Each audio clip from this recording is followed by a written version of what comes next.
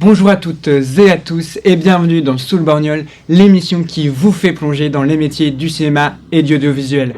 C'est un plaisir de vous retrouver pour cette troisième et dernière émission. Voilà, ça fait 3 jours qu'on se retrouve chaque soir pour voir un peu ce qui se passe derrière la caméra et de voir finalement ce qui se passe sous le Borgnole. On va continuer ce soir, d'autant plus que ce soir nous sommes en direct comme d'habitude sur Twitch, Twitter, YouTube et Facebook. N'hésitez pas à nous suivre sur ces différents réseaux ainsi qu'également que sur Instagram et TikTok. Alors on publie pas mal de contenu en ce moment sur les émissions et sur les directs TV. Alors n'hésitez pas à nous suivre, vous allez voir, c'est très intéressant. Voilà, vous commencez à connaître l'émission après ces 3 jours. Vous savez que cette émission est entièrement conçue et réalisée par les étudiants de Les Éclions, une superbe école de cinéma.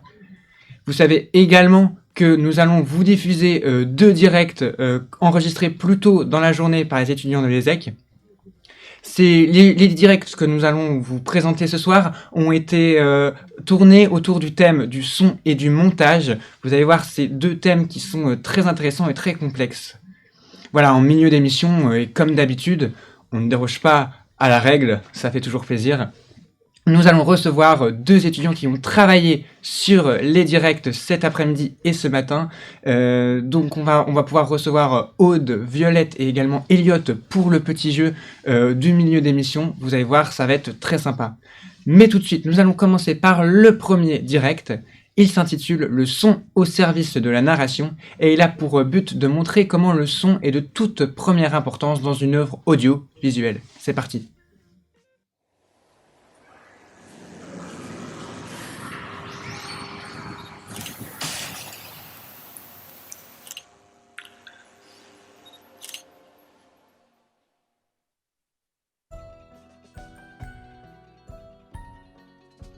Les années précédentes, on a fait du bon travail.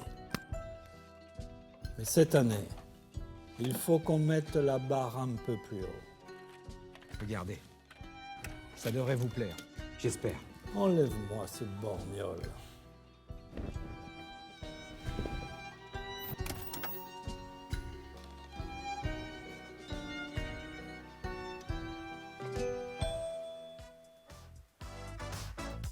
Nous sommes en direct, et oui, avec toutes les étudiants de l'ESSEC l'Arfis, ici, depuis notre studio de Lyon-Villeurbanne.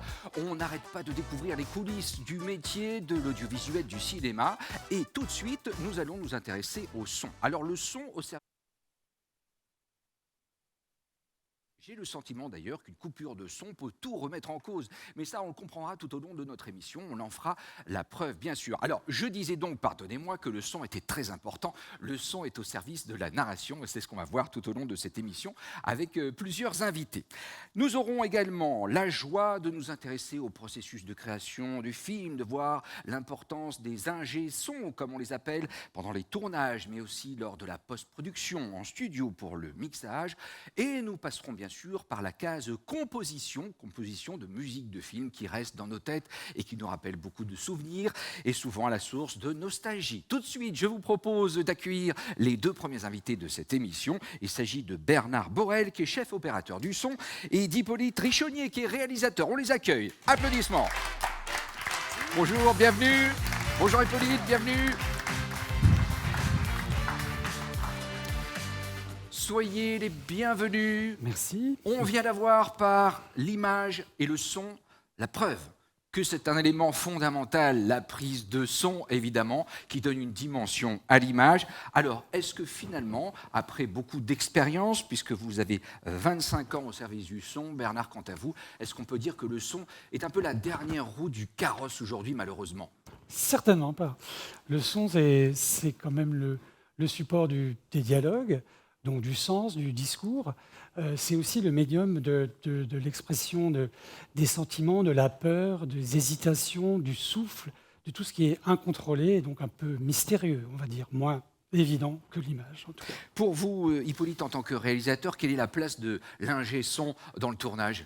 Alors c'est vrai que l'ingé son a souvent cette place, on lui donne cette place de 5e roue du carrosse, mais je trouve ça vraiment pas normal. Et nous, sur nos tournages, en tout cas, le son est vraiment au centre, voire même presque plus importante que l'image. On a eu la chance de voir plusieurs fois qu'un un film en fait où le son est un petit peu bancal pêche beaucoup plus qu'un film où l'image est un petit peu plus bancale. Donc vraiment on concentre toute notre expertise pour faire le meilleur rendu possible au son. Mais on a quand même le sentiment que l'ingé son sur un plateau est assez discret, voire même en retrait. Est-ce que finalement ce n'est pas un avantage? Probablement, mais je pense que cette qualité de discrétion, elle devrait être la qualité de tous les départements. C'est vrai qu'au son, on fait attention d'être discret.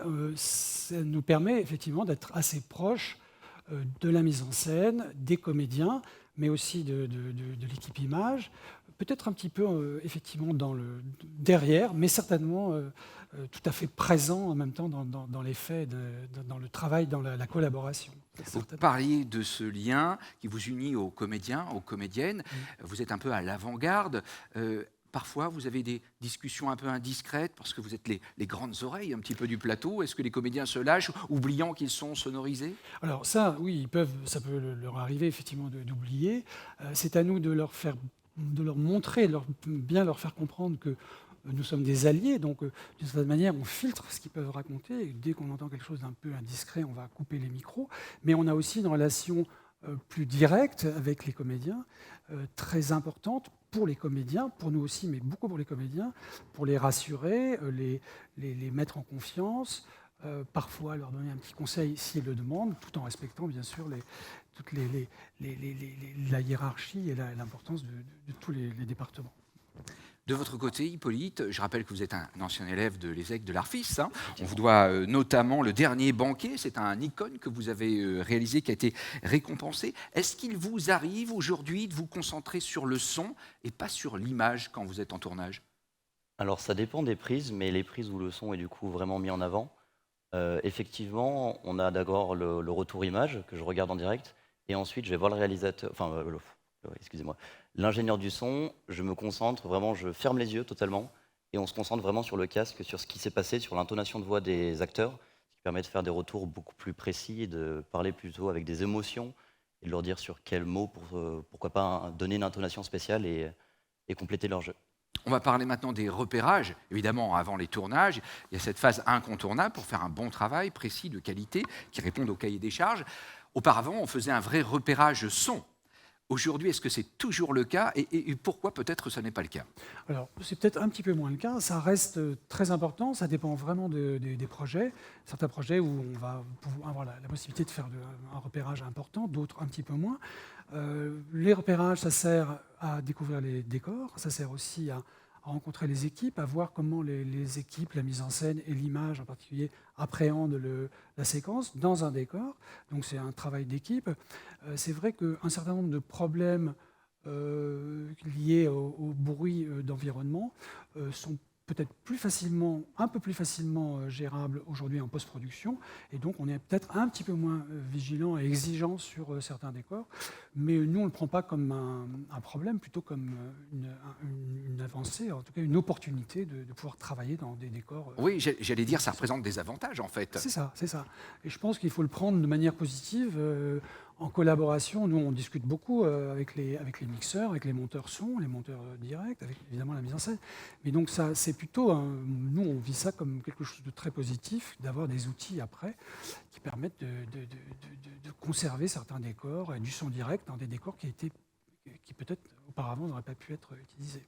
À propos des outils que vous évoquez, il y a la post-synchronisation, c'est-à-dire passage en studio où on enregistre les voix et les illustrations sonores. Aujourd'hui, qu'est-ce que ça vous apporte? C'est plus de souplesse? Alors, quand on tourne, on essaye de ne pas penser à la post-synchro et de ne pas se dire « oh ben c'est pas grave, ça on le fera en post-synchro ». On ne travaille pas comme ça. Et les comédiens non plus d'ailleurs. Ça c'est un mythe de croire que les comédiens pourraient se dire « oh ben on fera ça après ». Mais de fait, la post-synchro, ça permet de rattraper des problèmes techniques, mais souvent, peut-être le plus souvent, ce n'est pas des problèmes techniques qu'on va améliorer en post-synchro, c'est du jeu, c'est des problèmes de texte, par exemple, qui n'ont pas été très bien écrits. Donc ça nous incite en retour, nous, chef opérateur du son, ingénieur du son, à être vigilants sur ce qu'on enregistre, pas uniquement la qualité d'enregistrement, mais sur la matière sur laquelle on travaille, donc sur le texte, par exemple, mais aussi sur le jeu, puisque c'est quand même ça qui est le plus important, en collaboration avec la mise en scène. Vous bien qui êtes sûr. tous deux des professionnels, est-ce que vous êtes en mesure de détecter à la première image, au premier son, à la première mesure, quand il y a eu post-synchro et quand il n'y en a pas eu? Je pense que c'est quand même assez difficile de le dire quand ça a été vraiment bien fait. Mais ça m'arrive souvent de tiquer un petit peu en regardant un film et de dire ah, sur la labiale ou alors sur l'intonation par rapport au positionnement des lèvres, tout simplement, de me dire tiens, ça tique et ça a été fait après. Ouais.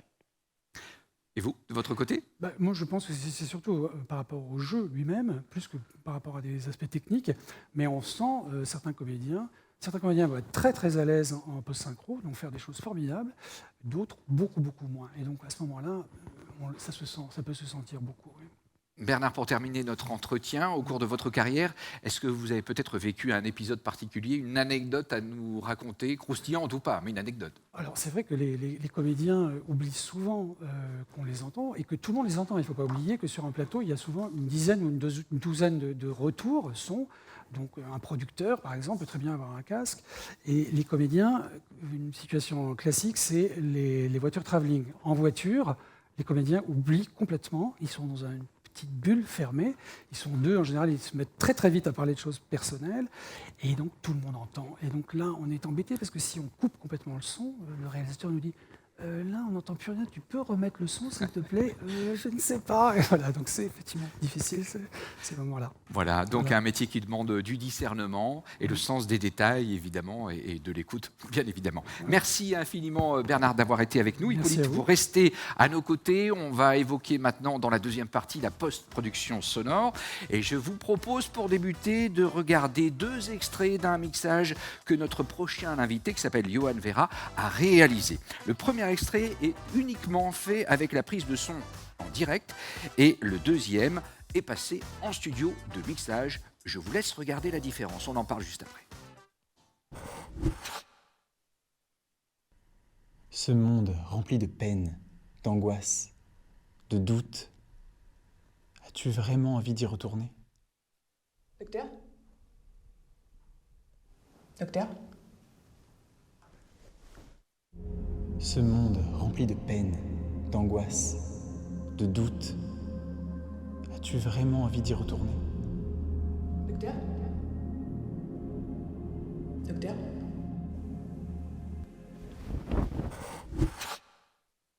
Avec nous, Johan Vera, bonjour. Bonjour. Vous êtes ingénieur du son spécialisé dans le mixage à l'image. Est-ce qu'on peut tout de suite avoir des explications sur ce que nous venons de voir et d'entendre? Alors, malheureusement, je n'ai pas mixé cet extrait, donc je ne peux pas vous donner les coulisses de la façon dont il a été post-produit, mais ce que j'ai pu en entendre, c'est une prise assez brute pour démarrer, sans notamment l'ajout des musiques, sans l'équilibre des voix. Et une fois mixé, on peut constater l'apport du travail sur ces éléments. Donc justement, quel est l'apport du mixage?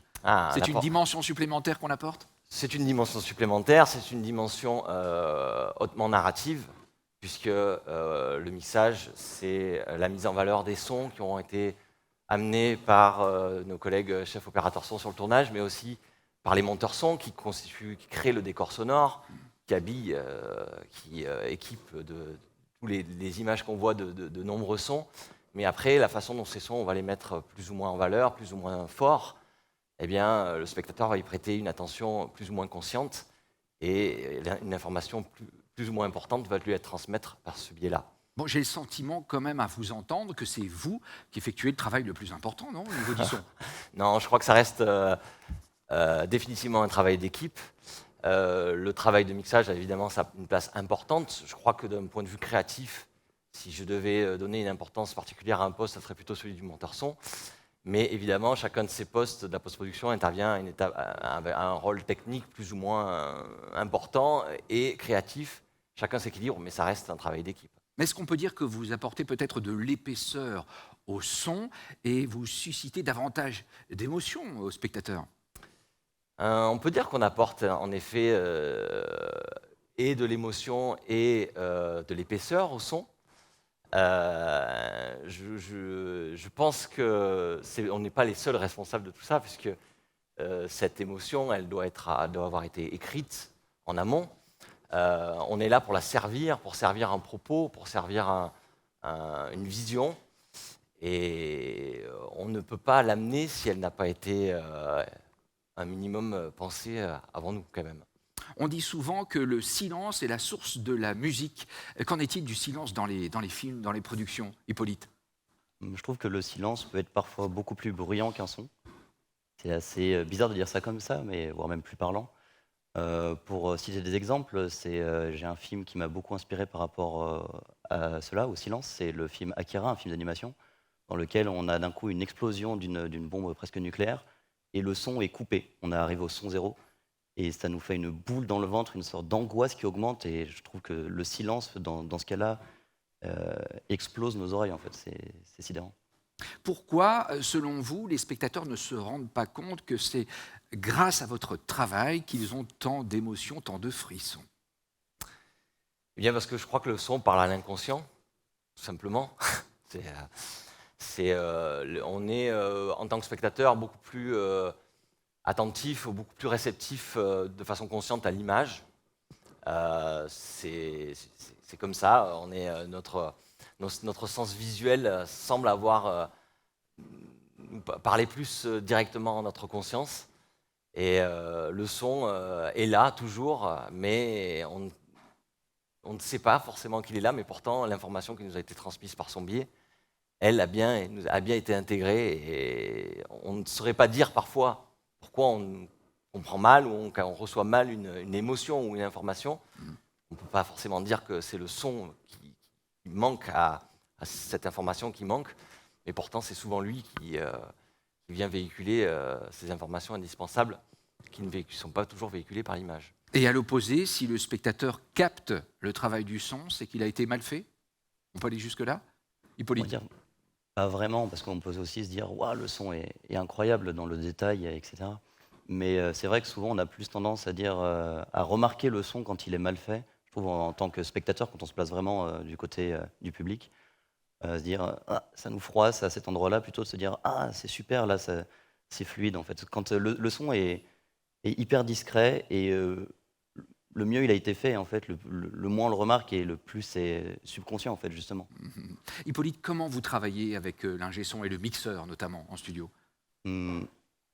Déjà, le travail avec l'ingé son, donc sur le plateau, se fait vraiment à base de beaucoup d'échanges.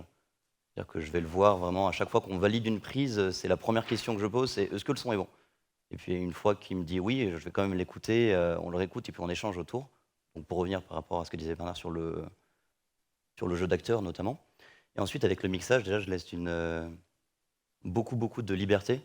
Et en général, je n'écoute même pas les premières versions. Enfin, je lui demande vraiment de travailler de son côté, sans même lui dire comment j'aimerais ressentir, comment j'imagine toutes ces choses-là. Et ça me permet de redécouvrir du coup quelque chose que je n'avais pas forcément imaginé, auquel je n'avais pas forcément pensé, et d'avoir de nouveaux points de vue. Et c'est un métier qui est extrêmement artistique aussi. Et il faut laisser les artistes faire leur travail et puis absorber de tous les éléments pour faire la meilleure chose possible. Le cinéma, c'est effectivement le plus beau métier des métiers, parce que c'est un métier qui se fait ensemble.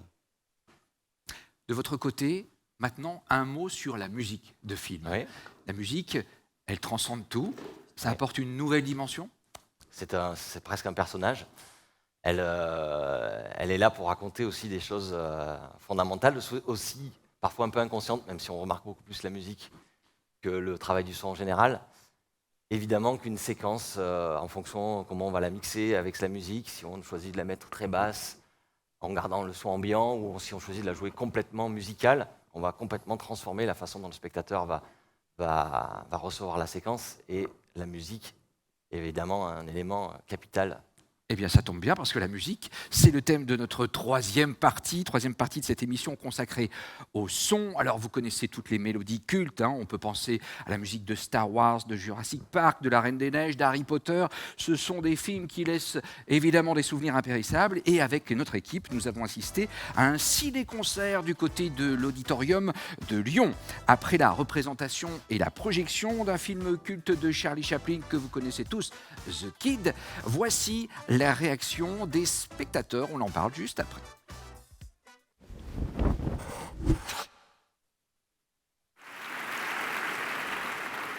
film de Charlie Chaplin, la musique contribue à plus de la moitié de l'émotion que dégagent les films. Oh bah, ça rend les choses plus vivantes, c'est plus sympa, on est vraiment plus dedans. Essentiel. On peut regarder un film en n'écoutant que la musique. Elle contribue à développer les scènes, les émotions, tout ce qu'on peut vivre à travers les images. Oui, il y a une grande différence. Oui. C'est pas les mêmes vibrations, c'est pas le même spectacle. On a la qualité du son d'abord, sentir les instruments, sentir l'interprétation. Donc oui, bien sûr, il y a une différence.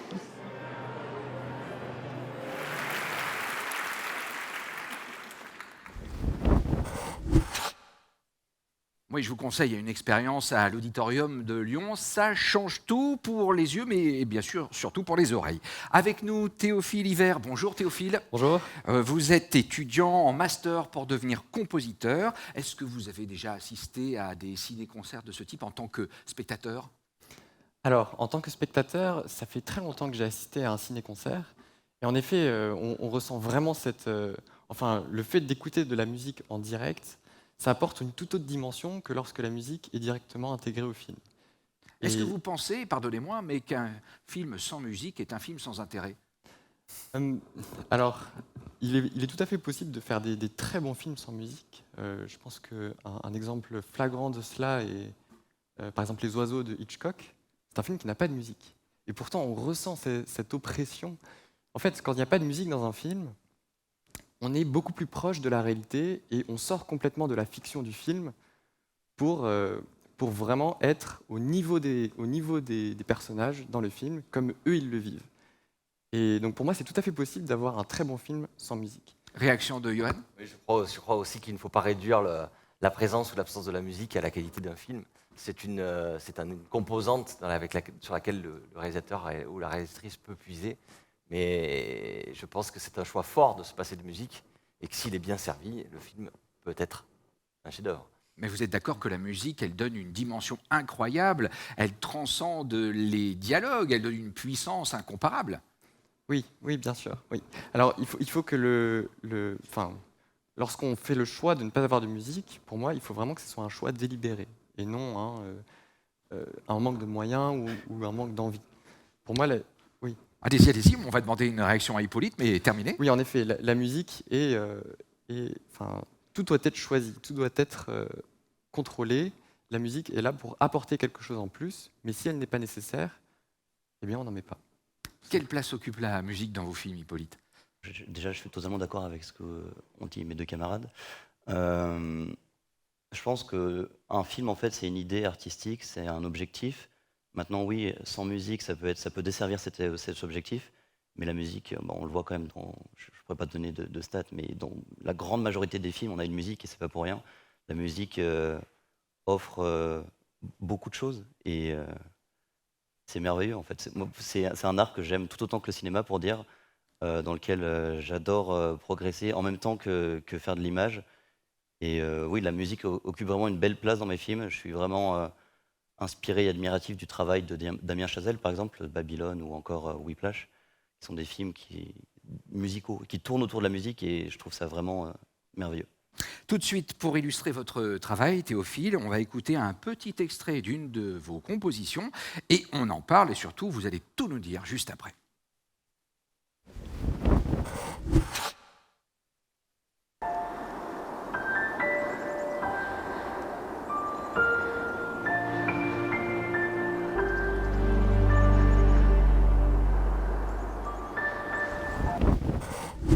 C'est dommage, hein, c'était trop court. J'ai adoré. Quelques commentaires de votre part. D'où est venue cette musique? Quelle a été votre source d'inspiration? Alors, cette musique est issue d'un petit court-métrage qui a été fait par des étudiants de l'Université de Montréal. Et c'est un film qui est très poétique.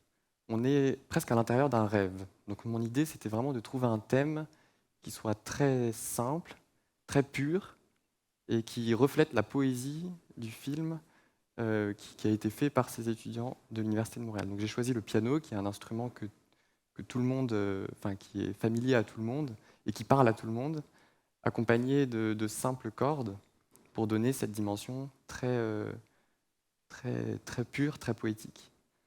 Et puis il y a des ajouts de son. On a Voilà, l'impression d'être dans la nature, en pleine nature. Alors le son, donc c'était pas ma partie du travail, hein. Le son, il était déjà sur le film. Ça a été fait par les monteurs son, justement. Mais oui, en effet, la musique vient pour accompagner aussi ces sons de la nature et cette atmosphère sonore poétique. Aujourd'hui, on peut dire que vous êtes fier du résultat?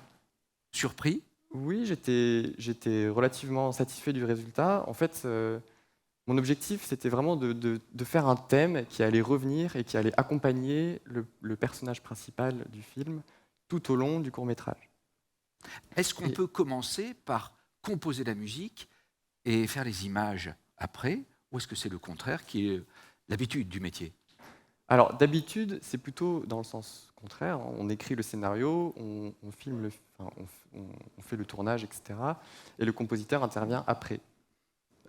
Alors, c'est pas toujours vrai. On a des exemples. Notamment, je prends peut-être le plus flagrant entre la relation entre Christopher Nolan et Hans Zimmer, où Hans Zimmer va commencer par faire la musique, puis ensuite le réalisateur va s'inspirer de la musique pour créer son film. Bon, c'est des choses qui arrivent, et heureusement qu'il y a différentes façons de faire. Mais dans la plupart des cas, c'est quand même dans l'autre sens, où d'abord le film est créé, puis ensuite le compositeur vient apporter sa musique sur le film. Réaction d'Hippolyte sur ce sujet. Dans quel sens on compose? Après ou avant?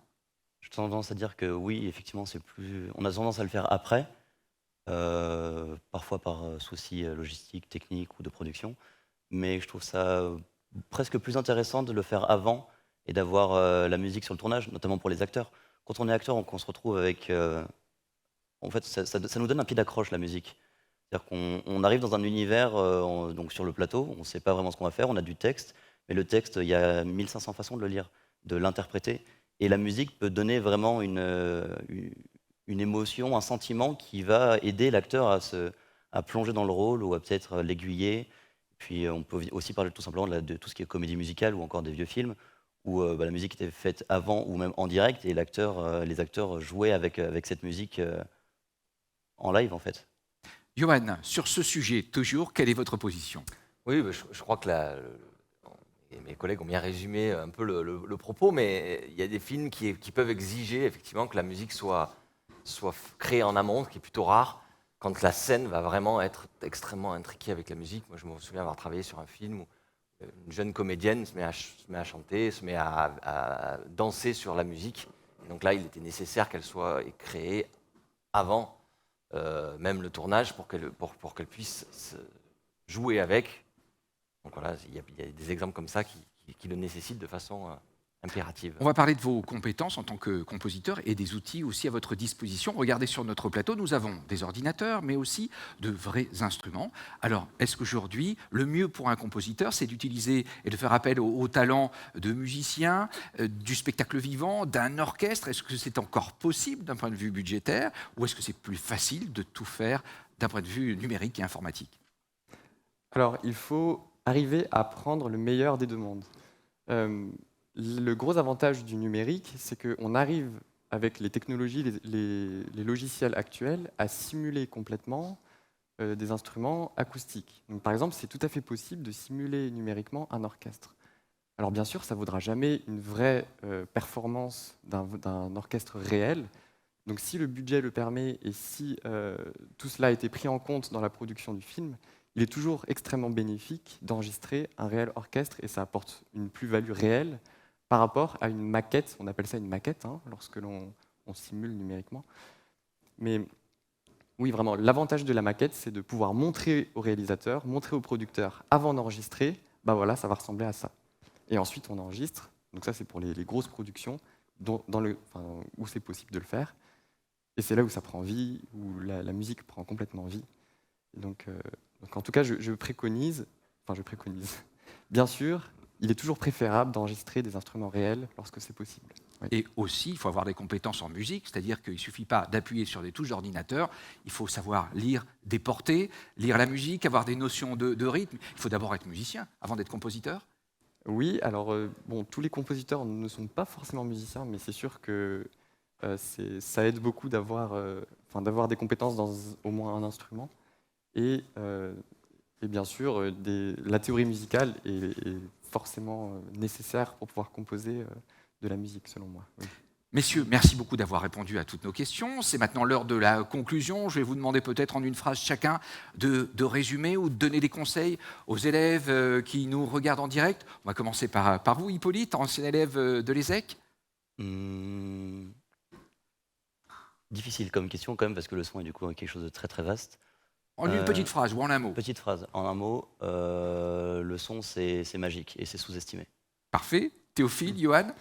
Alors moi, mon conseil, ce serait de foncer, de faire plein de projets, de rencontrer des gens, et pour pouvoir se faire la main sur le plus possible de projets. C'est comme ça qu'on commence et c'est comme ça qu'on grandit. Beaucoup. Merci. Et de votre côté, Johan? Soyez passionnés. C'est des métiers magnifiques et le son est un médium incroyable. Merci infiniment en tout cas d'avoir été avec nous. On peut vous applaudir pour vos témoignages passionnants. Merci infiniment. Ça donne envie de toucher à tous les métiers et voilà le gros avantage de ces directs. Vous l'avez constaté tout au long de cette semaine. On a envie de toucher à tout, on a envie d'essayer l'image, le son. Et cet après-midi, on parlera de post-production, de montage. Vous verrez qu'on peut faire des effets spéciaux. Tout n'est pas là. Il faut bien sûr que l'image soit de qualité avant de se lancer dans le montage. On en saura plus. Merci à tous les invités, tous les étudiants, toutes les étudiantes. Et à vous, nombreux, n'oubliez pas de liker, de partager. Je compte sur vous.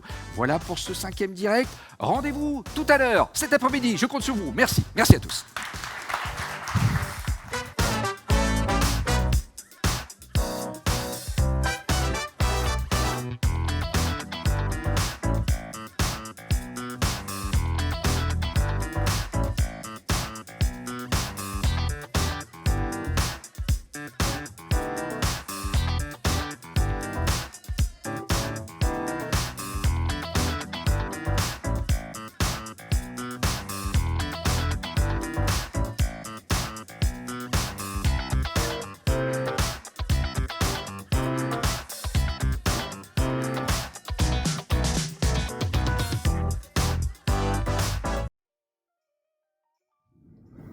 Vous venez de regarder le direct qui s'appelle « Le son au service de la narration ». Je suis en compagnie de Aude et Violette. On va commencer par Aude, puisque tu as travaillé sur le direct qu'on vient de voir. Ouais. Aude, quel était ton rôle? Sur ce direct, j'étais première assistante. Donc du coup, c'est pas mal la gestion du plateau, avant tout. Après, on a beaucoup travaillé en amont, notamment sur le déroulé, rédaction des fiches journalistes, pour que le tournage se passe bien et qu'il ait un contenu intéressant. Voilà. D'accord, très bien. Les directs, on le sait maintenant, au bout de 3 jours, c'est un exercice qui est quand même assez stressant. Quel était ton état d'esprit juste avant ces directs?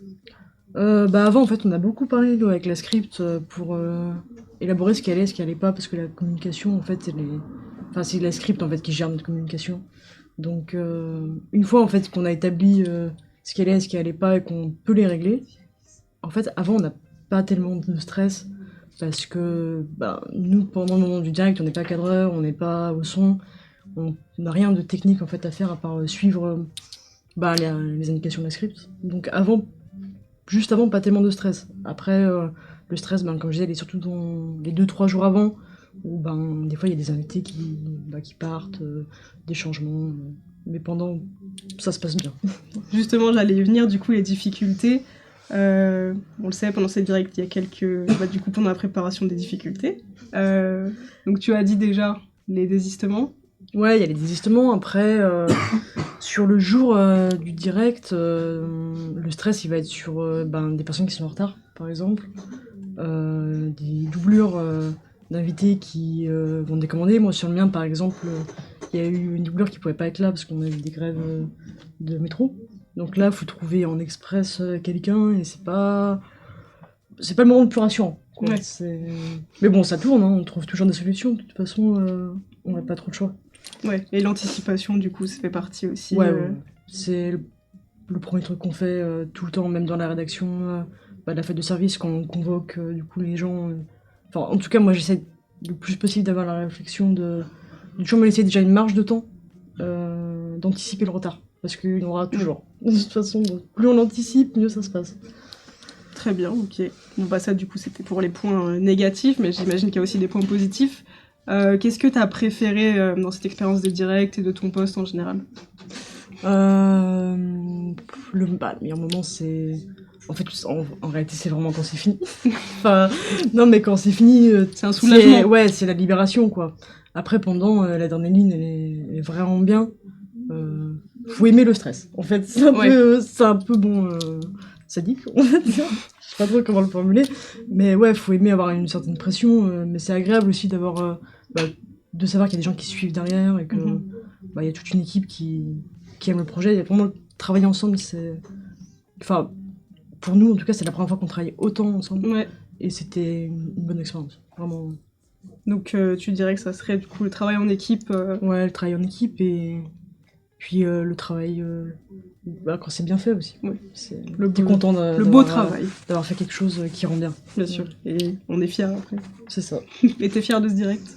Ouais, après nous on a de la chance, on passe le samedi, oui. Donc le dernier jour de direct, donc c'est vrai que les émissions elles sont plus abouties, la déco elle est plus performante, c'est vrai que les gens qui passent le premier jour, ils ont aussi cette pression du premier jour, nous on a la pression du dernier, ça doit être les mieux. Ouais. Mais je pense qu'on avait un bon réalisateur, donc on n'a pas eu des difficultés énormes, quelques-unes parce qu'on apprend tous, mais en vrai ouais, très très contente que ce soit passé comme ça. Tant mieux. Donc ça c'était pour les directs, on va passer à une question un peu plus fun, un peu plus générale. Donc dans ce direct on a vu un compositeur qui nous parlait des musiques de films. Toi, est-ce que tu as une ou plusieurs musiques de films qui t'ont particulièrement marqué? Ouais, bien sûr. Moi j'aime beaucoup la musique de Little Miss Sunshine. Quand tu m'as posé la question, c'est la première chose à laquelle j'ai pensé. Après il y a Titane aussi, en plus récent. De Julia Ducournau. Ouais, t'es bien renseigné. Ouais. T'es très bien renseigné. J'aime beaucoup aussi. Très film très underground en plus. Ouais. Non, et après moi j'ai un réalisateur que j'aime beaucoup qui est Gaspard Noé, et du coup son film le plus musical c'est Climax. Ouais. Et du coup forcément ça tourne autour de la danse. C'est peut-être pas la musique que je préfère en fait, mais comme la réalisation pour moi est un niveau que j'apprécie, c'est l'histoire que j'aime, etc. C'est personnel. Mais du coup la musique forcément me tient à cœur. Voilà, simplement. Et Sublime, ce film qui est déjà incroyable, sublime. Évidemment. Tout à fait.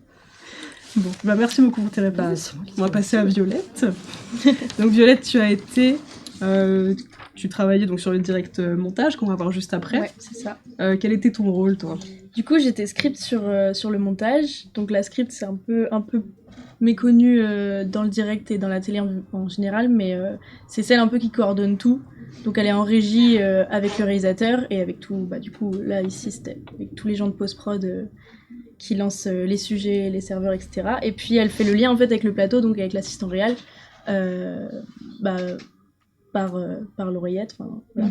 Et donc elle fait le lien, elle a son conducteur devant elle, du coup voilà, conducteur avec toutes les séquences qui vont arriver de l'émission, tout ce qu'on doit toper, on appelle ça toper, c'est envoyer les éléments et tout. Et du coup, elle est aussi gérante du temps. Donc là, je gérais le timing pour que ça passe pile 30 minutes et qu'on finisse bien dans les temps. Et puis voilà, elle envoie. Et elle parle aussi au présentateur pour lui dire t'es en avance, t'es en retard.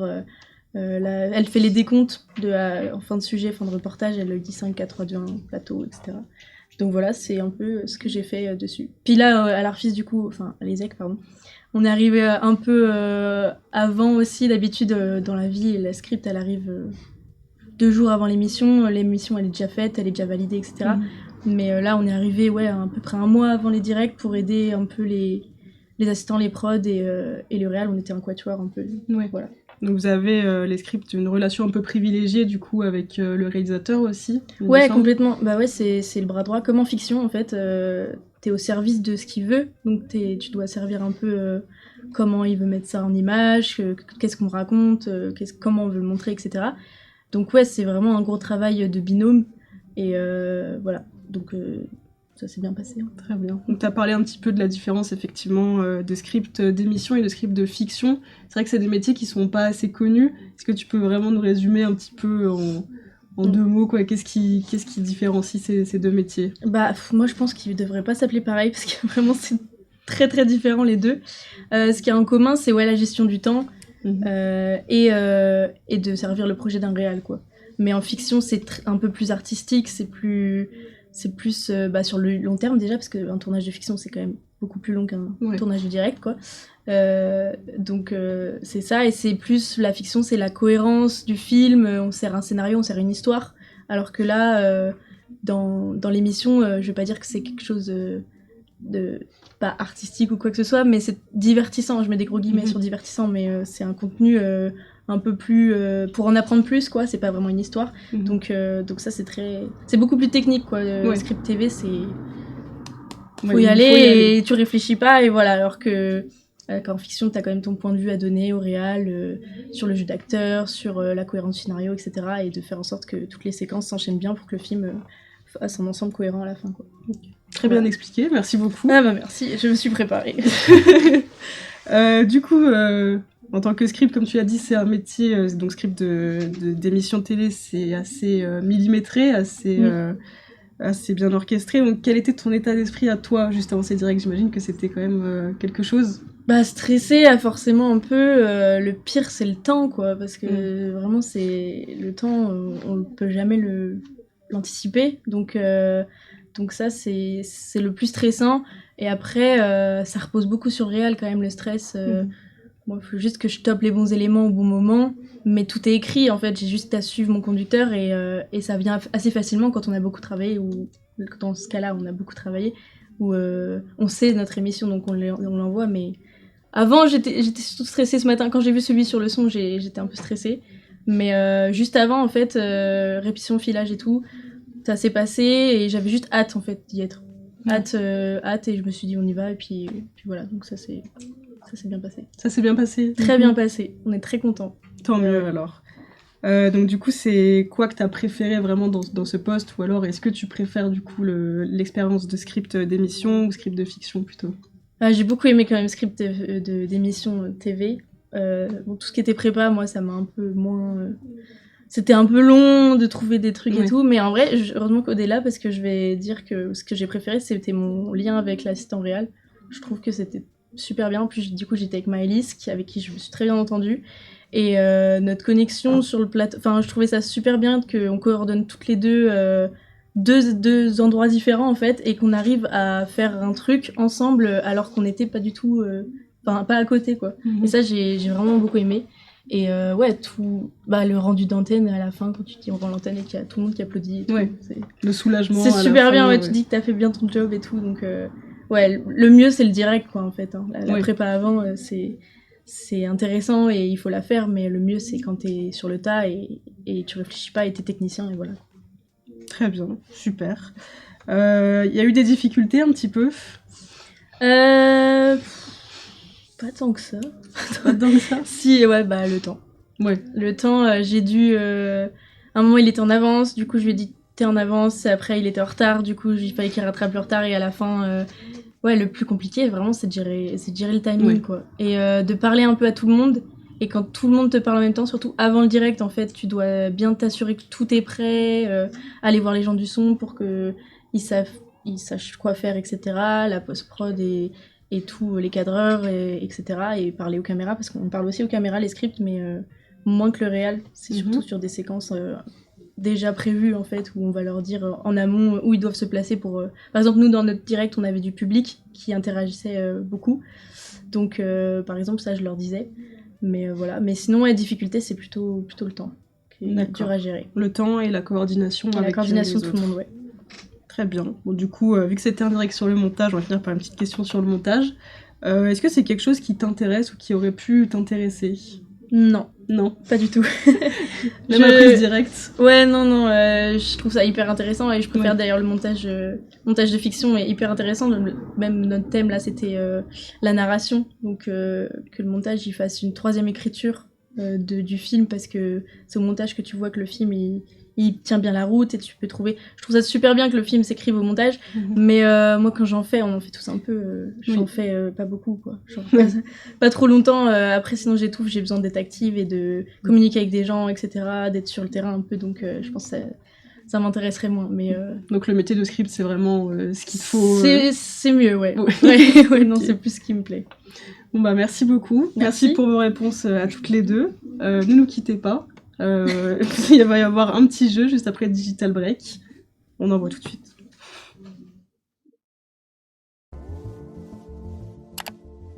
Bonjour à toutes et à tous et bienvenue dans Digital Break. On vous résume l'actualité des nouveaux médias en 2 minutes chrono. À l'occasion de la journée des droits des femmes, le 8 mars, l'AR Studio Paris de l'application Snapchat met à l'honneur 8 femmes historiques et emblématiques dans 8 grandes métropoles de France à travers une expérience de réalité augmentée. 8 mars, 8 femmes. Il suffit de disposer de l'application au fantôme jaune et de scanner un QR code pour que la magie opère. Des statues virtuelles modélisées par une équipe féminine apparaissent sur votre smartphone. Bonjour à toutes et à tous et bienvenue dans Digital Break. On vous résume l'actualité des nouveaux médias en 2 minutes chrono. Teenage Mutant Ninja Turtle, Mutant Mayhem, le nouveau long métrage d'animation mettant en scène les célèbres Tortues Ninja, sortira le 9 août 2023 dans les salles obscures. Les visuels ne sont pas sans rappeler les grosses productions qui ont marqué au fer blanc l'industrie de l'animation 2D de ces dernières années, avec pour porte-étendard Arcane, Le Chaboté 2 ou encore bien évidemment Spider-Man Into the Spider-Verse, dont la suite tant attendue sortira le 31 mai prochain. Vous vous ennuyez trop pendant votre sommeil ? Nous avons la solution pour transformer celui-ci en quelque chose de plus divertissant. C'est du moins la promesse du nouveau jeu de la Pokémon Company, Pokémon Sleep. Venez vivre vos aventures sur une petite île avec le professeur Neroli qui étudie les différents styles de dodo des Pokémon. Le jeu, uniquement disponible sur mobile, est lié à Pokémon Go. Il vous suffira donc de placer votre smartphone sous votre oreiller chaque nuit avant de dormir afin que ce dernier puisse recueillir des informations sur la durée de votre sommeil à l'aide du Pokémon Go+. Et si on allait du côté de YouTube ? En janvier dernier, de nombreux utilisateurs avaient exprimé leur mécontentement après que la plateforme ait renforcé son outil de reconnaissance vocale, démonétisant ainsi les vidéos contenant des gros mots, et cela de façon rétroactive. Ces retours ont finalement porté leurs fruits puisque ce 7 mars, Romain Cabrolier, responsable des partenariats créateurs de YouTube France, a annoncé que les mots qui posaient problème ne déclencheront plus de démonétisation. La plateforme a donc finalement décidé de lever le pied et mettre à jour ses conditions d'utilisation pour les créateurs. Cependant, le support d'aide précise que les contenus comportant des grossièretés ou du langage vulgaire au début ou dans la majeure partie de la vidéo sont susceptibles de ne pas être adaptés aux annonces. La vulgarité doit donc rester modérée. Un soulagement tout de même pour de nombreux youtubeurs qui avaient constaté une perte de revenus conséquente. Bonjour, bienvenue chez YouTube, quel est le problème? On peut même plus dire d'insultes maintenant sur YouTube. Ah si, vous pouvez dire autant d'insultes que vous voulez, c'est juste que vous serez démonétisé. Mais vous vous foutez de ma gueule, vous savez l'argent que je perds avec ces connes de merde, moi? Vous me censurez? Non, c'est juste que je connais un autre youtubeur qui veut pas perdre sa monétisation. Sur ce, on vous souhaite une bonne fin d'émission en notre compagnie.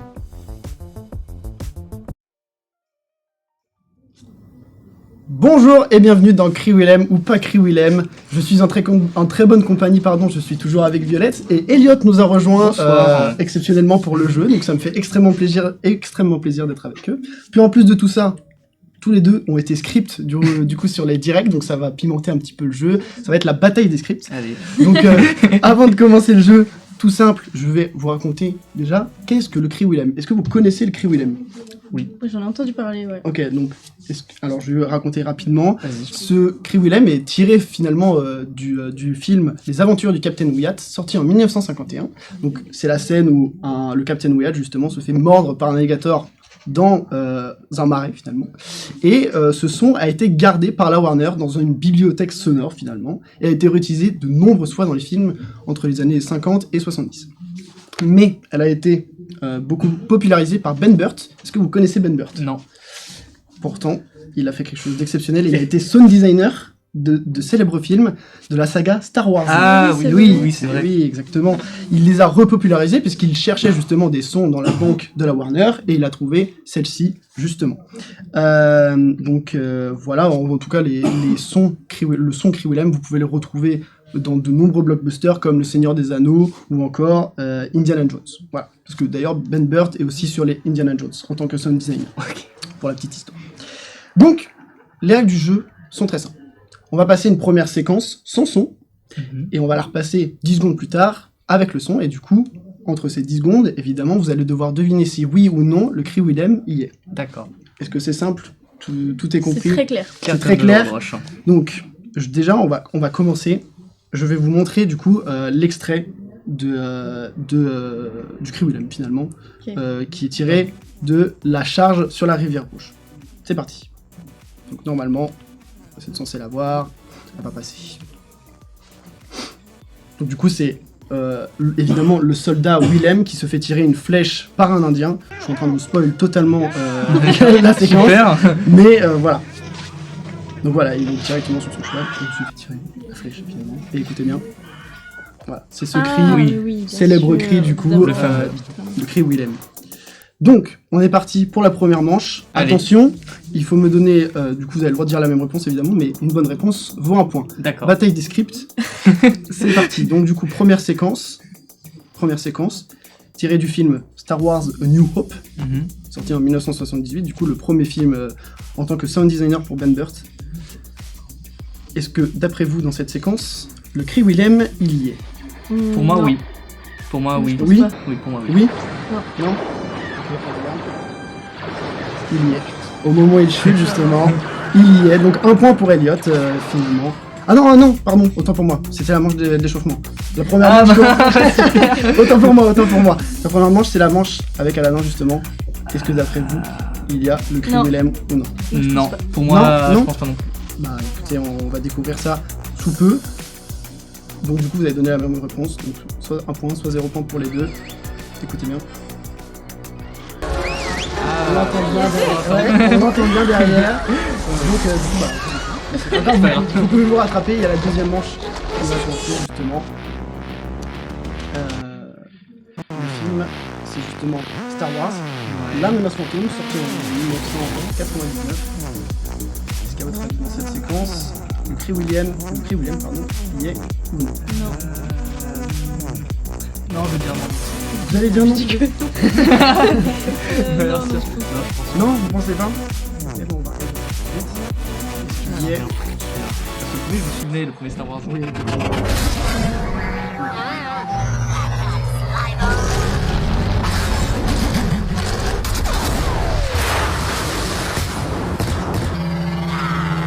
Effectivement, il n'y a pas le cri Willem. Donc un point pour vous deux, effectivement. Il n'y a pas le cri Willem. Deuxième extrait, sorti en 2015, c'est les Avengers, l'ère d'Ultron. C'est une scène avec Captain America en Ouais, je veux dire oui. petit scooter, si je puis dire. Moi, je veux dire oui, elle est allée. Tu veux dire oui? J'ai copié tes deux. Ok, tu copies. Vous dites oui tous les deux. Ouais.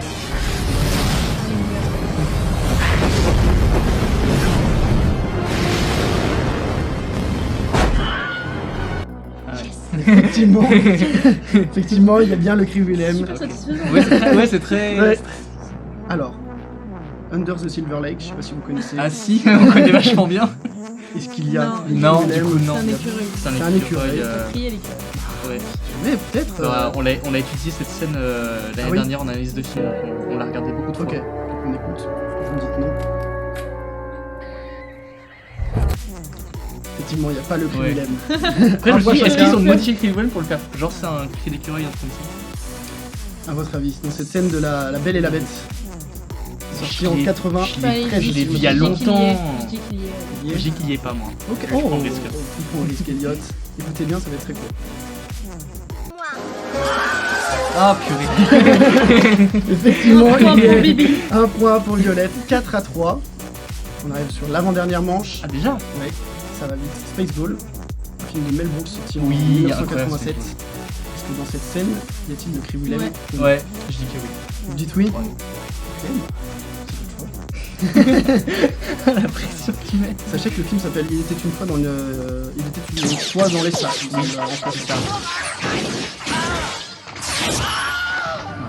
Effectivement, il y est bien. Dernière manche. Un film qui n'est pas un film, finalement c'est un dessin animé, puisque c'est My Little Pony. Est-ce que d'après vous, dans cette scène où les petits poneys ont l'air de s'amuser, Eh, je vais dire oui. Je vais dire non oui. pour être joueur, allez. Ok. Comme ça, Alors, au pire, pourquoi je dis oui? Au pire, je gagne. Écoutez bien, vous allez voir, c'est très... Oh. Vous l'entendez en fond? Il y a le cri Willem dans le fond. Bon bah du coup, bien joué Violette, tu as eu la bonne réponse. Manche bonus, écoutez bien, c'est le pire cri Willem que vous allez entendre. Vraiment, il n'y a pas de blague. Eh, gros porc.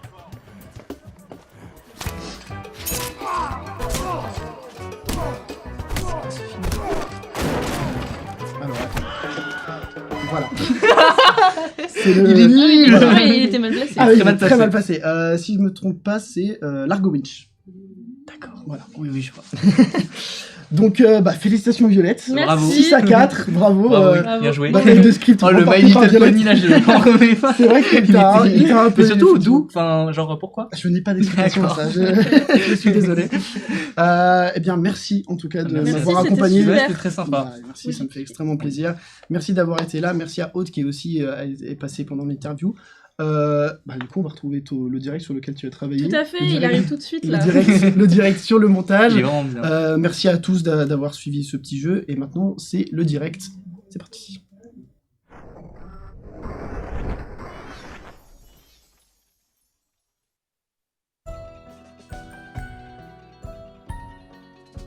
Les années précédentes, on a fait du bon travail.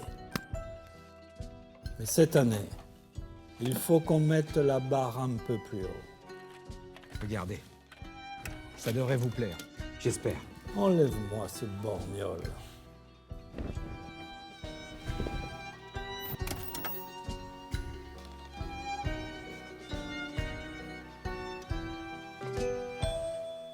Bonjour à tous, bonjour à toutes, bonjour à notre public ici réuni, bonjour, merci. Je suis ravi d'être avec vous et de vous retrouver pour ce 6e direct, une épopée incroyable, vous le savez, cette année encore, pour les EC, ici avec tous les étudiants et les étudiantes.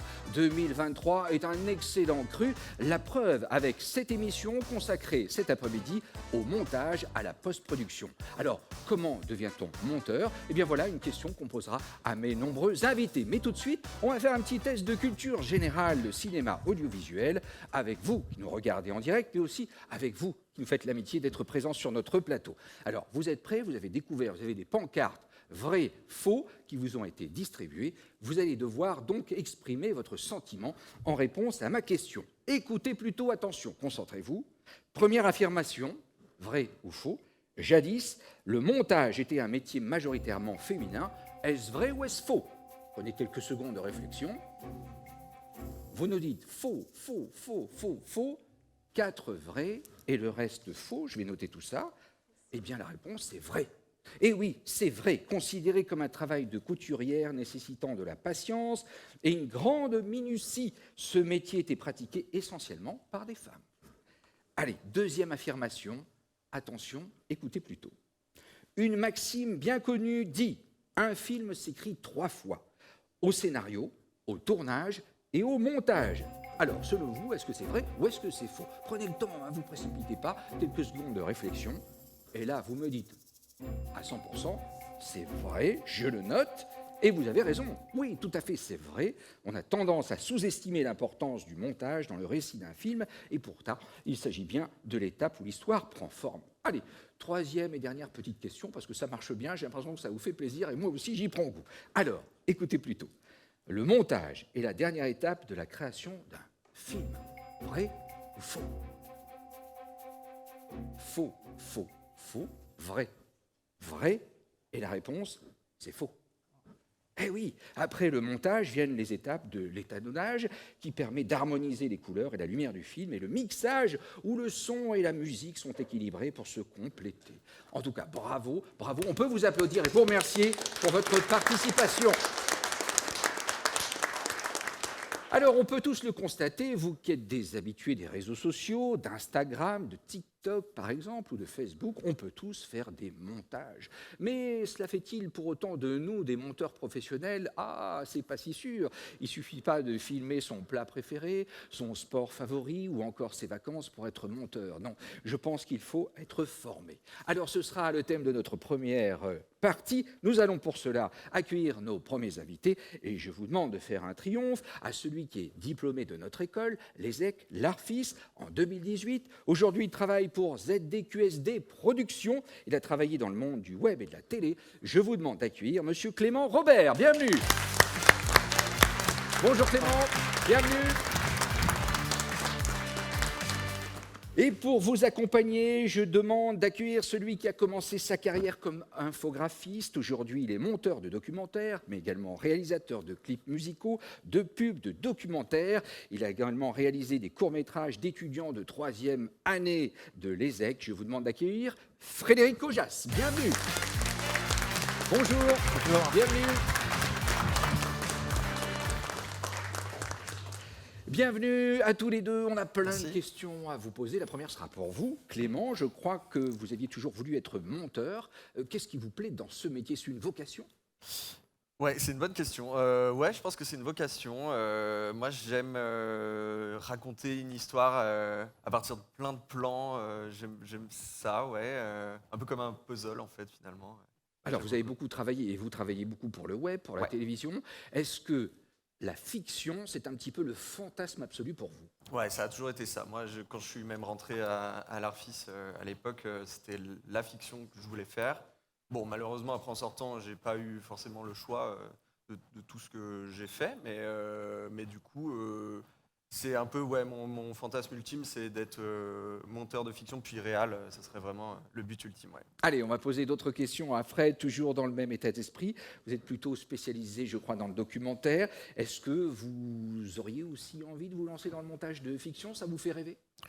Pas tout à fait, non. Je suis arrivé au montage de documentaires un peu par hasard, par passion des documentaires. Et je suis ravi de ce que je fais. Alors, je vais vous découvrir un secret de fabrication ici à l'ESSEC, parce que sachez que les productions sont montées dans cette école plusieurs fois. Ah oui, on s'amuse, on a du temps devant nous, on est là pour apprendre. Il existe un montage officiel fait avec le réalisateur, et puis il y a des montages fantômes un peu parallèles, faits sous le manteau, et ils sont faits sans le réalisateur. Et vous avez tous les deux, je crois, eu cette expérience, vous, Clément, en tant qu'étudiant, et Fred comme réalisateur. Comment vous avez vécu ce moment plein de surprises et de promesses? C'est une expérience assez étonnante, en effet. C'est agréable de tout d'un coup d'avoir des gens qui vous font une proposition sortie de nulle part du même film. Et puis c'est aussi sympa de voir en fait les chemins différents que peuvent emprunter des différentes équipes ou différents groupes de monteurs. Et vous, Clément? Ouais, bah pareil. Ça nous donne nous au montage, en tout cas, ça nous donne une liberté un peu de création, même si bon, évidemment on respecte le scénario de base et le matériau de base. Mais voilà, ouais, c'est très agréable après de faire la proposition réelle et parfois ça lui plaît. Ou pas. Donc c'est plus de créativité pour le monteur, plus de liberté. Ouais, tout à fait. Oui, alors après, il y a une petite frustration en tant que réalisateur, c'est qu'on peut des fois découvrir différentes options du même film qui seraient intéressantes après d'arriver à concentrer dans le même film. Donc on se retrouve un peu face à des dilemmes. Est-ce que je préfère celui-là, cet autre film, cette partie-là ou celle-là? C'est très difficile, il s'agit quand même d'un exercice artistique, donc c'est très difficile de mettre une hiérarchie et de classer les gens comme sur un podium. Donc c'est plutôt des propositions qui sont faites et des voies différentes qui sont explorées. Et des fois, on aimerait un peu arriver ensuite à les synthétiser toutes dans un même résultat. Selon vous, quelles sont les qualités essentielles d'un bon monteur, Clément? Je pense l'organisation, puis l'amour de la narration, je pense, principalement. Et pour vous? Je dirais sa capacité à rencontrer et à écouter des réalisateurs. Eh bien, et la deuxième petite chose, mais vous l'avez déjà dit dans l'introduction, c'est un travail qui reste de minutie et de précision et de patience. Eh bien, il faut quand même avoir ce sang-froid, on va toujours être capable de gérer des projets qui sont dans la longueur, qui peuvent être un peu, qui demandent d'aller au bout. Et voilà. Alors, j'allais vous dire merci pour la transition, parce que maintenant, on va rentrer un réalisateur, on va parler de ce binôme monteur-réalisateur. Merci à vous, Clément, d'avoir été sur notre plateau. Nous allons accueillir un réalisateur de fiction, aussi bien pour le cinéma que la télévision. Il est scénariste. Il a été nommé au César pour le meilleur scénario original ou l'adaptation pour le film La meilleure façon de marcher. J'étais tout petit, c'était en 77, donc ça remonte. C'est quelqu'un de confirmé. On peut dire que c'est une sommité, donc on a la chance de l'avoir, on va en profiter. Je vous demande de faire un triomphe à monsieur Luc Béraud. Bonjour Luc, bienvenue. Bienvenue Luc, merci beaucoup d'avoir fait le déplacement malgré les grèves de train, malgré les embûches. Vous avez trouvé le chemin de l'Ézec et c'est le principal. Mais tout le monde trouve le chemin de l'Ézec, on est bien d'accord. Hein. Alors on sait que certains réalisateurs travaillent souvent avec les mêmes monteurs, monteuses. Est-ce que c'est votre cas? Comment vous êtes organisé? Vous savez, le choix des techniciens dépend aussi quelquefois des accords avec la production et tout ça. Moi, j'ai fait 3 longs métrages sur lesquels j'ai eu la même monteuse pour les 2 premiers et pour le 3e, quelqu'un d'autre, parce que la monteuse était plus libre. Et puis, j'ai fait beaucoup de films à la télévision, et notamment à Lyon, notamment. Et là, c'est souvent les plannings un peu qui décident de qui est libre et qui ne l'est pas. Alors, quelquefois, on se bat un petit peu, parce qu'il y a des gens qu'on aime bien, et puis d'autres qu'on aime moins, et voilà. Donc, vous appréciez moyennement ces changements? Non, je crois que ce qui est important, c'est de trouver un terrain d'entente et d'avoir un monteur qui a de l'initiative et qui est capable d'apporter la contradiction. Ce qui est aussi un petit peu... Moi, je suis maintenant un vieux bonhomme, et sur le dernier film que j'ai fait, j'avais un très jeune monteur, et il avait un peu tendance à penser que je détenais la vérité. Et donc, il fallait que je le stimule pour qu'il me donne son avis, et quelquefois, il avait raison. Donc, vous préférez laisser un peu d'autonomie au monteur? C'est très important. Vous savez, les premiers films, au début, moi je me souviens, les premiers courts-métrages que je faisais, interdiction de toucher à la pellicule quand je n'étais pas là. Et puis petit à petit, je me suis rendu compte que ça frustrait les initiatives de ma collaboratrice, mon collaborateur. Et petit à petit, j'ai appris à laisser le monteur s'approprier le matériel. Et puis après, j'arrive et je vois un premier montage sur lequel, après, là, on se met à travailler. Fred, vous êtes d'accord? Vous partagez? Oui, je suis tout à fait d'accord, si ce n'est que je pense que le mot autonomie n'est pas vraiment le bon. C'est-à-dire que ce n'est pas de l'autonomie au sens où le monteur fait ce qu'il veut, c'est l'autonomie au sens où les 2 personnes essayent de construire ensemble le film du réalisateur, de se comprendre, d'apporter des choses. Mais le monteur reste quelqu'un qui est au service d'un projet qui a été démarré bien avant lui. Et il essaye de s'intégrer à ça et d'apporter sa pierre à l'édifice, de construire avec.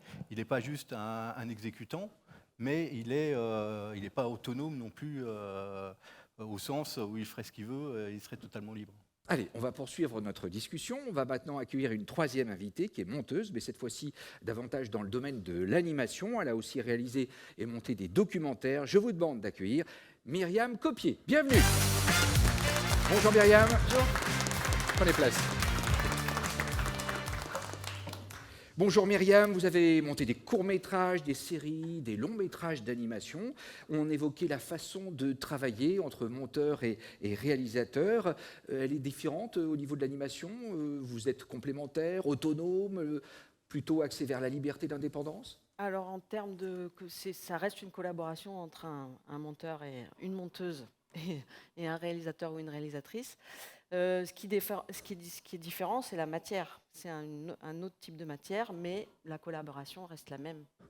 Alors, on parlait tout à l'heure, lorsqu'on a fait notre quiz, qu'un film s'écrivait en 3 fois. Je rappelle, hein, il y a le scénario, le tournage, le montage. Est-ce que dans l'animation, c'est la même chose? Alors, dans l'animation, oui. Alors, c'est vraiment... il y a une question il y a une écriture qui est très forte au départ, parce qu'on doit tout prévoir. Donc, arriver au montage, c'est un peu plus contraint quand toutes les images sont faites. Ce qui se passe de plus en plus, c'est qu'on intervient à l'étape de l'animatique. Et l'animatique, c'est un espèce de storyboard animé, avec les grosses pauses.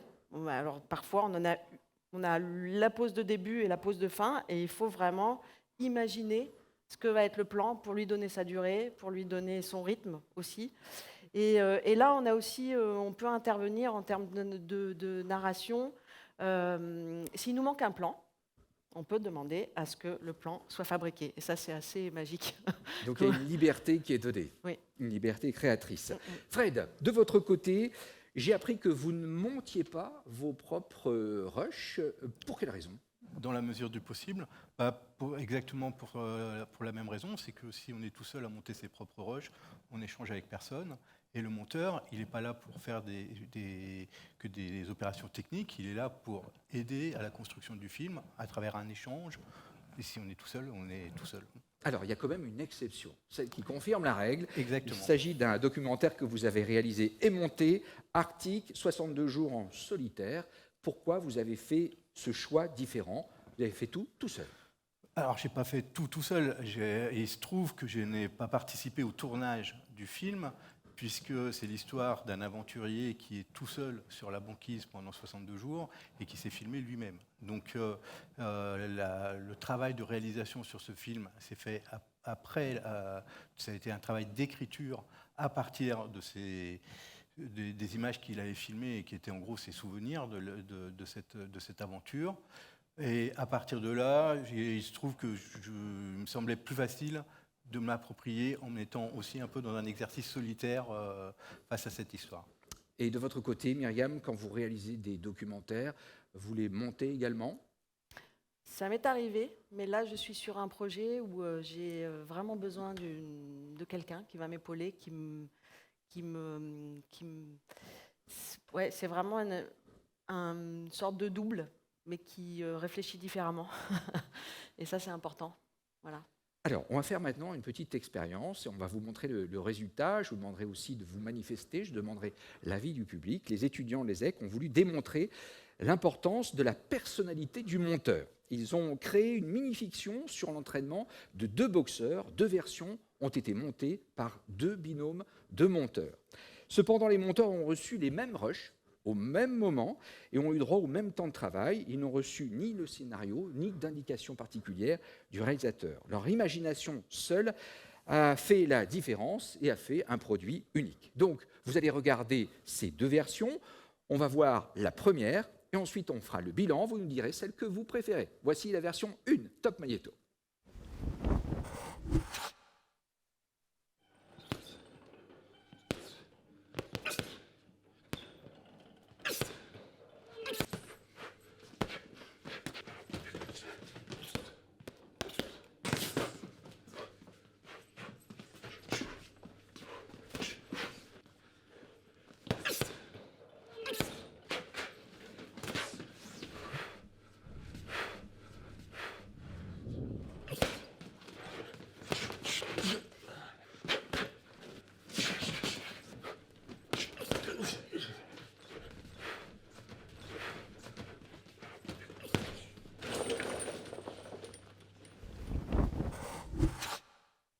Voici donc la première version. Vous venez de la regarder. Je vous propose d'enchaîner immédiatement avec la deuxième version, montée avec les mêmes rushs. Regardez.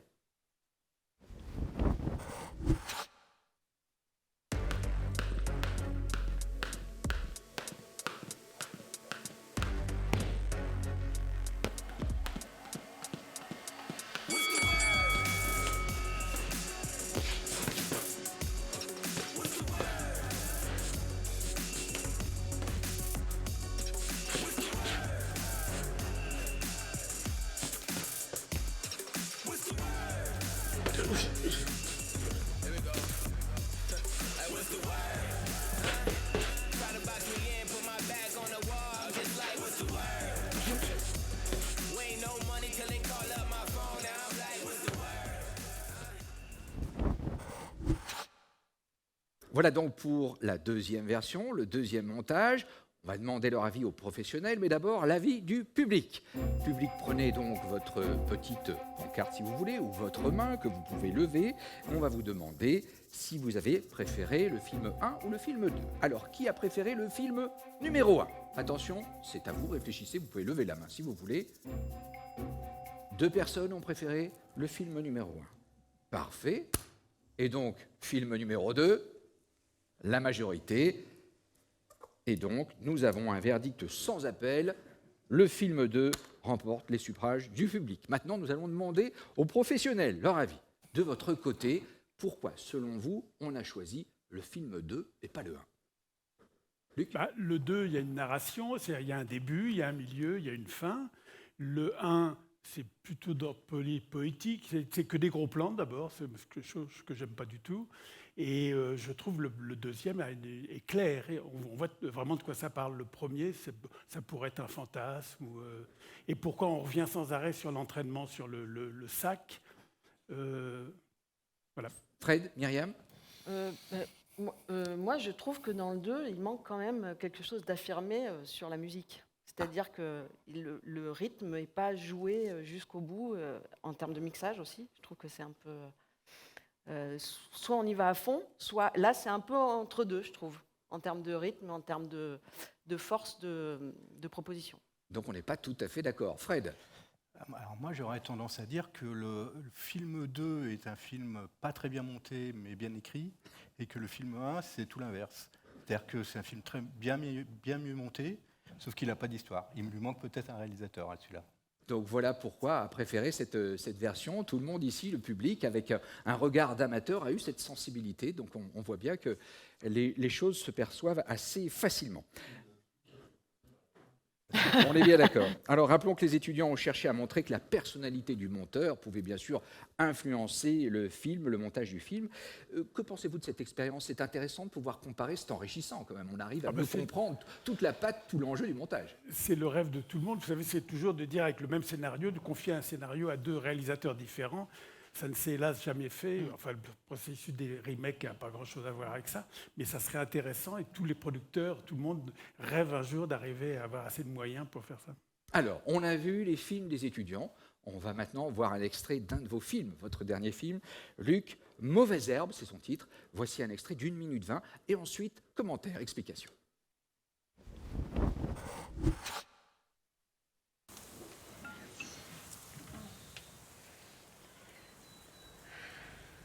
Tu t'ennuies. Un peu. Je trouve que tout ça va pas assez vite. T'as envie de grandir, quoi. J'ai envie de sensations fortes.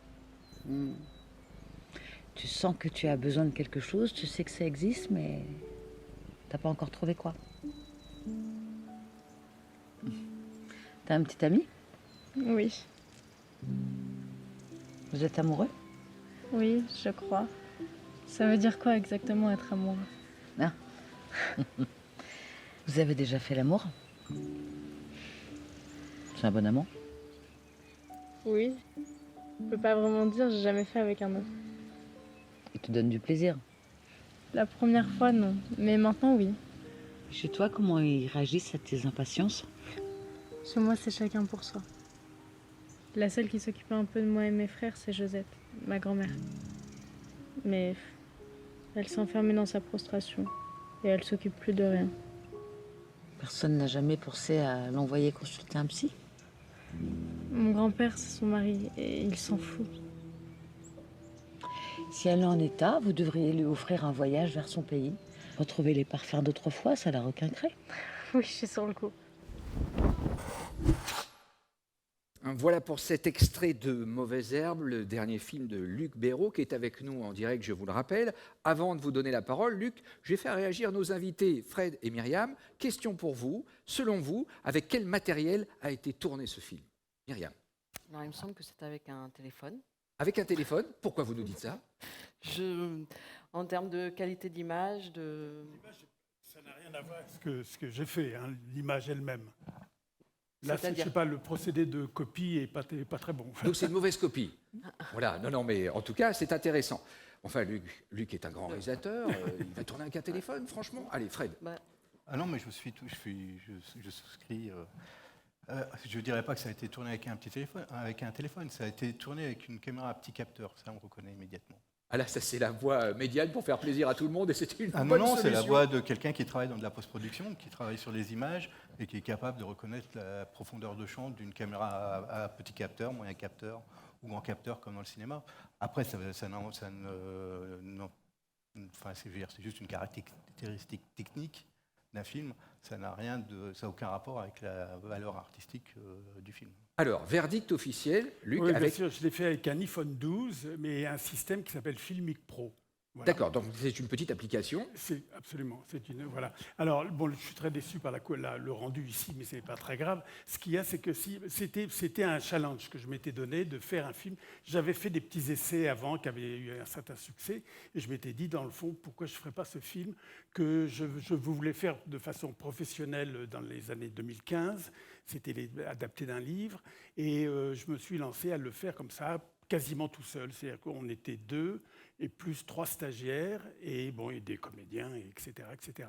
Et le problème, ça serait à refaire. Non, je voulais faire toute la chaîne pour montrer qu'on peut faire un film avec rien. Et que c'était une ouverture quand on passe son temps, quand on écrit des scénarios, à attendre des réponses des chaînes, des producteurs, de ceci, de l'avance sur recette et tout. Et je voulais dire à mes camarades, si vous voulez tourner, vous prenez votre téléphone et vous tournez. Là, mais ça serait à refaire, je le ferais, je pense, avec soit une petite caméra, soit un appareil de photo, parce que sur l'iPhone, il n'y a pas de focale. C'est simplement un angle qui capte sur un petit capteur, c'est ça. Petit capteur, oui. Et donc, notamment quand je photographiais les femmes, c'est catastrophique. J'ai failli me fâcher avec mes actrices. Myriam, vous aviez donc deviné qu'il y avait un smartphone derrière ce tournage. Pourquoi? Qu'est-ce qui vous a mis sur la voie? Alors, effectivement, il y a une profondeur qu'on a. Après, je sais qu'on a moins, qui n'est pas très travaillé. Il y a un truc assez plat. Mais effectivement, ce n'est pas le plus important, là. Le plus important, c'est comment on raconte les histoires, et le dialogue et le jeu d'acteur, il me semble. Fred, donc ce petit capteur dont vous parliez, vous l'avez perçu tout de suite. Vous, quel est votre avis sur cette utilisation du matériel qui s'est démocratisé? Tout le monde peut tourner. Moi, je trouve ça très bien. Je pense que tout le monde peut tourner, et c'est une phrase qui est un peu exagéré, c'est-à-dire que tout le monde peut tourner en s'affranchissant des moyens de filmer, mais il reste beaucoup d'autres choses à mettre autour. Il faut mettre des comédiens, il faut mettre des décors, il faut mettre tout un tas de choses. La partie caméra, entre guillemets, n'est qu'une partie d'un budget de film. Il faut prendre le temps d'écrire, il faut prendre le temps de le monter, etc. etc. Donc voilà, ça donne certaines opportunités à certaines personnes de faire certains films. Ça ne change pas fondamentalement toute la difficulté qui sera toujours là de faire un gros projet tel qu'est un film, notamment de fiction. Est-ce que ça a une influence sur le jeu des comédiens qui s'affranchissent un peu de la technique? Parce que la technique est assez lourde d'habitude. Alors, cela dit, j'ai fait beaucoup de films à la télévision, et la télévision, on a des moyens assez légers, et on n'attend presque plus l'image, le matériel, c'est beaucoup allégé, etc., etc. Parce qu'au cinéma, autrefois, on tournait, moi quand j'ai commencé stagiaire, on tournait 5 plans dans la journée. Maintenant, au minimum, on fait 15-20 plans dans la journée. Voilà. Donc, si vous voulez, le fait de tourner 5 plans dans la journée, ça veut dire que les comédiens poireautent la journée. Pour 10 minutes utiles de travail, ils attendent 7h30 dans leur loge. Donc ils sont payés à rien faire en quelque sorte. C'est pas vraiment le truc. Non, mais ça fait monter une angoisse. Alors que quand on tourne en continuité, le comédien, il est toujours dans le bain. Toujours. Et là, en plus, avec ce téléphone où je faisais le cadre et la lumière et tout ça, et on n'attendait jamais. On a tourné pendant 3 semaines, et on a tourné 8 heures par jour, quasiment. Question concernant le son et le montage. Il n'y a pas des difficultés supplémentaires quand on tourne avec un petit iPhone ou un smartphone?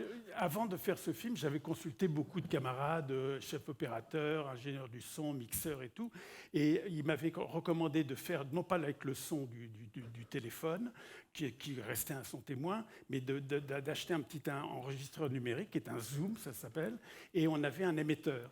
Et donc, avec Frédéric et les autres, ils perchaient comme ça, les bras tendus, avec des 2 petits micros qui faisaient le truc où on les cachait dans le décor. Donc, il y a le son d'un côté. Ça voulait nous obliger à faire des claps.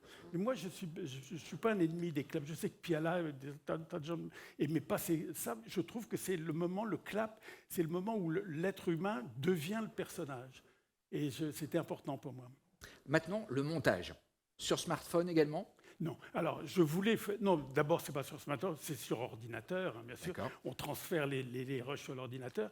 Je voulais tout faire comme ça. C'était un challenge, et il y a sans doute de l'égocentrisme ou je ne sais quoi, mais je voulais tout faire. Et puis, je me suis rendu compte que j'y arrivais pas. D'abord, je ne m'étais pas familiarisé avec le système de montage, c'était trop compliqué, et très vite. Alors, comme j'avais eu une production qui m'avait prêté un assistant monteur pour faire le truc, je lui ai proposé, et c'était la première fois qu'il montait de la fiction, je lui ai proposé de monter le film.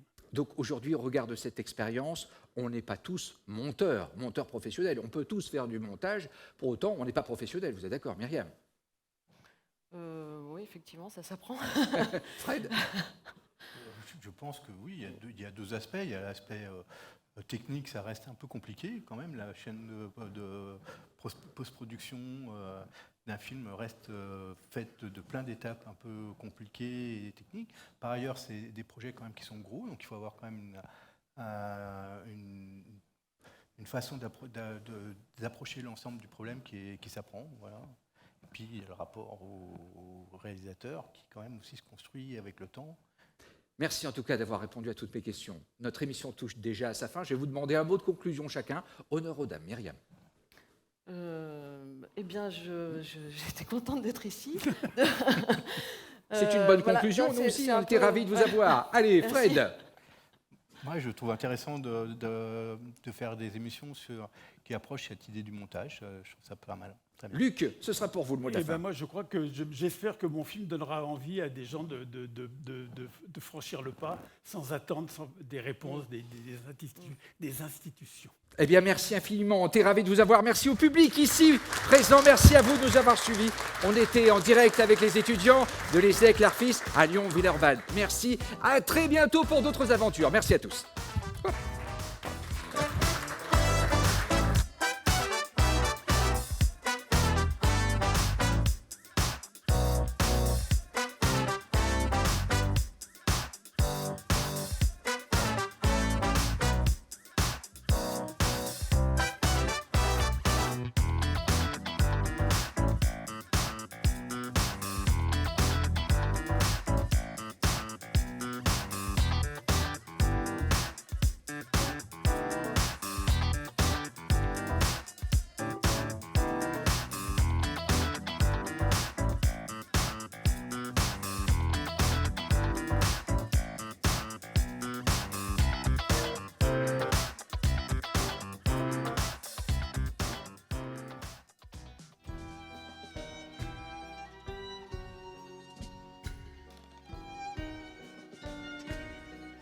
C'était pas mal. Et voilà pour le direct TV sur le montage. Juste avant de vous quitter, j'ai une dernière surprise pour vous. Vous êtes sûrement demandé quelles sont les différences entre un monteur internet, entre un monteur de film et entre un étudiant en montage. Eh bien, un de nos techniciens s'est posé aussi la question et vous y répond tout de suite. C'est parti. Je m'appelle Manon, je suis monteuse. Je m'appelle Sofiane, j'ai 19 ans, je suis étudiant en communication, je suis en 2e année. Du coup, je m'appelle Tara Gendron, je suis actuellement étudiante à l'ESSEC en spécialité post-production. Par les arts plastiques. Alors le montage, j'y suis tombé très jeune. Moi, depuis petit, je fais des vidéos sur YouTube pour moi-même. Et très vite, j'ai voulu apprendre à monter les vidéos moi-même pour sortir un meilleur contenu. Et donc, je me suis auto-formé, j'ai appris sur YouTube. J'ai commencé par les logiciels lambda.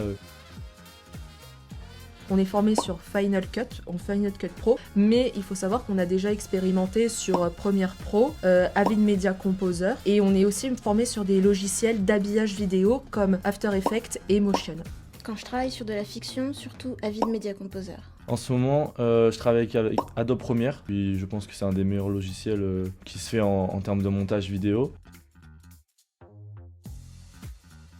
Alors ça dépend quel type de travail, mais si c'est pour travailler sur un film de fiction, je commence par re-regarder ce que j'ai monté la veille, noter ce qui ne marche pas, mais aussi ce qui marche, et ensuite avant de toucher quoi que ce soit, je re-regarde tous les rushs, et ensuite je me remets au travail dessus. En premier temps, déjà, on récupère les rushs sur des disques durs qui nous sont attribués, après on les importe sur notre ordinateur, et dans le logiciel de montage qu'on va pratiquer, donc ce que j'ai dit précédemment, et là dans ces cas-là, on commence à dérusher. Je me lève, j'allume mon ordi, je prépare mon petit setup, mes écrans. Je vais commencer par réfléchir déjà à ce que je vais faire. Après je vais dérush les vidéos, donc je vais sélectionner ce que je vais garder au montage ou ce que je vais pas garder. Je vais commencer le montage, on va dire la partie la plus plaisante du boulot. Après tout ça, ça va être fait à différentes étapes de la journée. Je vais faire plein de pauses entre les deux. C'est important les pauses parce que ça oxygène le cerveau et puis ça me permet d'être plus productif.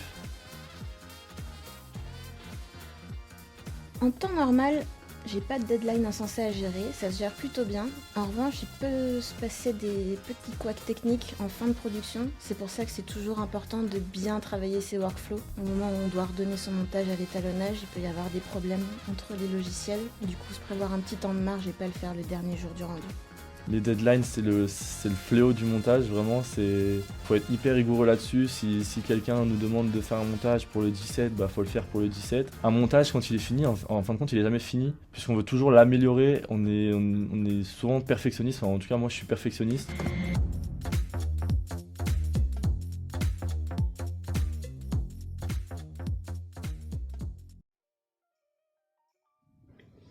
Et voilà, nous arrivons donc à la fin de notre émission. On arrive même à la fin de ces 3 jours d'émission. On espère que ça vous a plu. Est-ce que ça vous a plu cette expérience, Eva, Tom? Oui. En tout cas, moi je trouve que c'est intéressant. Ouais, c'était super enrichissant en tout cas. Ouais, c'est très intéressant. On a pu apprendre plein de choses. On a pu en voir plein de choses sous le borgnole. Mais il y a quand même un borgnole où j'aimerais bien qu'on voit encore en dessous. J'aimerais bien qu'on voit ce qui se passe derrière cette émission. Parce qu'il y a toute une régie derrière avec pas mal de techniciens qui bossent pour la réalisation de cette émission. Donc j'aimerais vraiment qu'on les remercie chaleureusement. Merci à vous, merci à Maxime, merci à Mel, merci à Févé, merci à Amine, merci à JL, merci à tous et merci aussi à tous les étudiants et les étudiantes de l'ESSEC qui ont travaillé sur les directs que vous avez pu voir aujourd'hui mais que vous avez pu voir aussi les 2 jours précédents. Alors là, je vais pas les citer parce que ce serait beaucoup trop long. Hein. On est environ 80 dans l'école pour vous donner l'idée de la grosseur du projet. Voilà, ça nous a beaucoup plu de travailler sur ce projet. Merci à vous tous et à vous tous de nous avoir suivis, d'avoir été fidèles pendant ces 3 jours. N'hésitez pas à nous suivre sur nos réseaux sociaux. Voilà, comme je vous l'ai dit, on est partout. On est sur Facebook, sur Twitter, sur Insta, sur TikTok, sur YouTube. J'ai oublié quoi Rien. Ouais, en tout cas, on est partout. N'hésitez pas à vous suivre. Il y aura toujours du contenu, un peu débrief, un peu des petits récaps après. Donc voilà, n'hésitez pas à vous suivre. Merci en tout cas pour votre fidélité pendant ces 3 jours. Et on se retrouve peut-être une prochaine fois. Merci à tous. Au revoir. Au revoir.